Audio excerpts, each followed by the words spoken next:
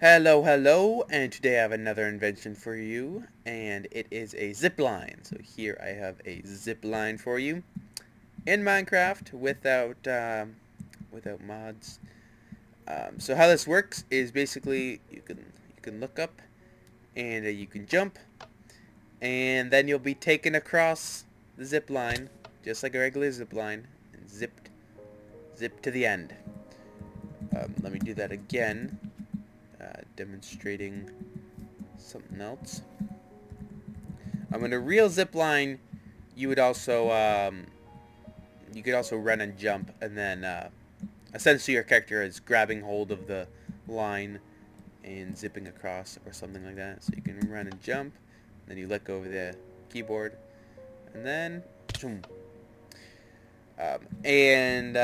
Yeah, this isn't a perfect zip line. I mean, a real zip line is at an angle, and you're supposed to like hold on to something, like you'd have like some sort of handle that you'd hold on to as you zip across. But obviously we can't have stuff on an angle in Minecraft, so this is the best you can do, and it looks pretty good as well. So let me show you how to do it. Right in here we have all the redstoning. So you probably already guessed it. It's a very basic, pretty basic anyways.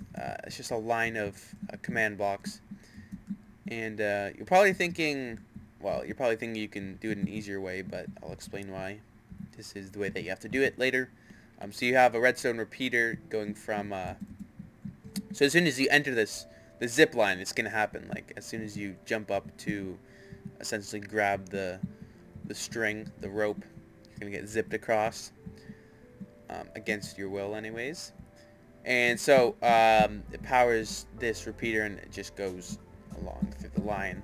All the codes are the same. It's TP at P, squiggle, squiggle plus 1, and then squiggle minus 1.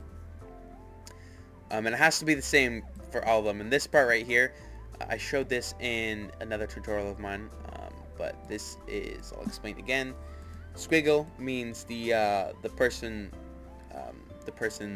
x coordinate, the current x coordinate of the person. This is the current y coordinate plus 1, so you're moving up 1 block. This is z coordinate minus 1, and that's actually what's moving you. It might be different depending on where you position your character. You just have to look, like going this way. Oh, look, the z value is decreasing, so then you have to do a -1 on the z value to make you go this way. But it might be positive value on the x, positive value on the z, or negative value on the x, depending on what way you want the zip line to go. And then it's just going to repeat that. As you can see, all the commands are the same, so it's moving you over. So every 4 ticks, it's moving you over 1 block from wherever you are. So you're going to start here. You're going to move over, up and over. You have to move up because whenever you move up 1 block, you're also moving down 1 block, because you're falling, and you're just going to move along it the whole way. And you can probably think that it works on a timer. You can make it work on a timer. That doesn't work.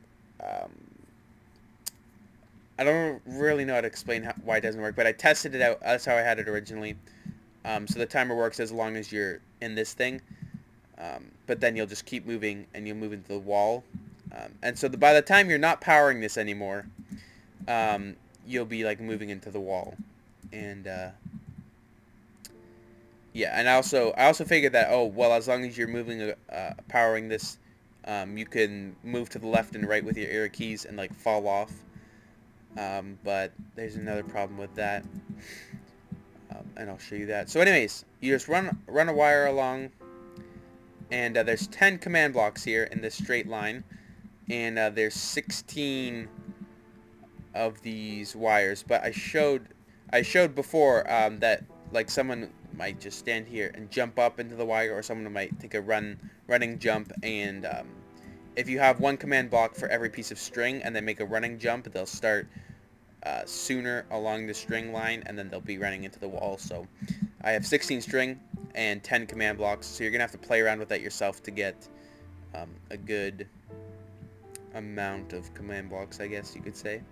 But anyways, there's one last piece that you have to do. And all the command blocks I said were the same except for these last two. This one is TP at P, and these are the coordinates of the block where you're going to end up. And I said before, you can't do it on a clock because you're going to run into the wall eventually, so I figured you just have a redstone line just running. It's going to TP you to the, just along this, and then you're going to get teleported at the very end to here, and then you're no longer touching the wire, and that's good. But you have to then, you have to make them drop more than 2 blocks, and you have to make sure that there's no way to re-trigger this line. So you got to remove this. If I try and jump, I can't get to the string, because if you don't do that, then let's say there was still grass here, and I jumped up, and then from here I jumped up into this, it would send me like through the wall. So yeah, you can't do that, because then, yeah, like I said, you'd be sent through the wall, come out somewhere along here, 10 blocks away, 10 blocks in the air, and then you'll fall and die or whatever. Also, you will take fall damage. You probably saw that I took damage when I landed on this block here. So at the same time that I'm getting teleported here, I'm getting slash effect at P. 11 is resistance for 1 second at level 5. Level 5 makes you purely indestructible. So yeah, you're not going to take any damage. And I mean, you shouldn't. On a real zip line, you zip across and you land. You just drop from the string and you land, and you're fine. You shouldn't be taking fall damage, but you do in this way. So you just make sure just for 1 second they're indestructible for a second. That's good. So yeah, that's how it works. And yeah, so it's pretty cool. So let me just run by exactly how to do it again. You make a line of tripwire. You set the one end here, where someone's going to jump into the string or run and jump into it. And then at the other end, or it could be this end too, it doesn't matter.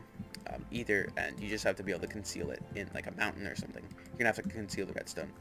Then you have all the repeaters set to full delay, except for I have one repeater set to 3 ticks, and that's because you fall a little bit faster than you get risen up by 1 block.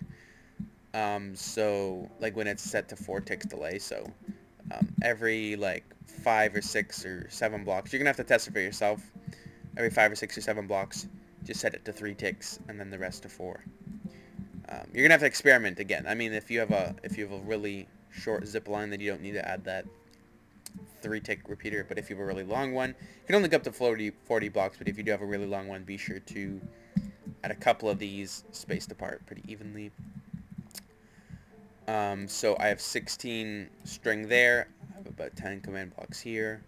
So that's a good ratio I found. Or not really ratio, actually. You don't have to do the ratio. Just subtract like 3 or 4 or 5, or I have 6. Subtract 3 command blocks. So only do 10 instead of 16. So if you have 20, just do 14 command blocks or 15 command blocks. Again, test it for yourself. And then the last command block has to be the teleport at the very end of the zip line. So essentially you're zipping across and you're dropping, blam, you're dropping. And you can make them fall some block distance, so they'll just zip across here and then drop there. You can make them fall quite a distance, but make sure that they're not 2 blocks underneath the string, because then yeah, that'll screw them up. That'll send them to the wall and they'll die, or they'll go to an area that they shouldn't be. I mean, if I triggered it while flying, I'd end up somewhere over here, not supposed to be there. And at the same time, you can just have a command block coming out the side with this code right here. So yeah, that's how it works. Yeah, so if you found this useful, you want to build it, this can be great for custom maps. I'm still in this map that I showed for my wall climbing. Yeah, so if you want to build for like a custom map or something, that would be pretty cool. And yeah, it definitely adds a realistic element that you can do for custom maps. I mean, for like an adventure map, you see zip lines in movies and stuff like that. Just someone just run and then zip across. It's a little chunky. You can see that's you rising up and down. But yeah, still pretty cool. Can be pretty useful, pretty cool for a custom map. And so yeah, if you're gonna build one, or you found this useful, gave you an idea for something else, please leave a like and subscribe if you're new. Check out my other stuff. And yeah, thanks for watching, and I'll see you next video.